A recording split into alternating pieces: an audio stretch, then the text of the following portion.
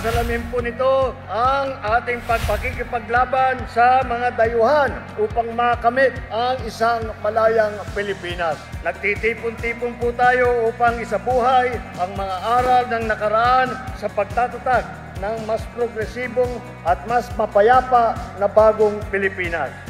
Sinabi na po dito sa Malolos, Bulacan na atin ang West Philippine Sea. Kaya nga po ngayon, gusto ko pong sariwain po ito. Tama ang saligang batas ng Malolos. 33.8 billion na droga ang nakuha ng PNP under the DILG, the biggest in the history of the Philippines. Sa sarili kong bulsa, sa sarili kong pagsisikap, dugo at pawis ang aking puhunan para makapagbigay, makatulong ako sa aking mga kababayan. Kaya naman po, ang nais ko talaga na maipasa, maibatas ang Pre-Public Housing Act para mapunduhan ang ating gobyerno at ma-implement at maraming mabigyan ng tahanan. Libre po yan, wala pong bayad.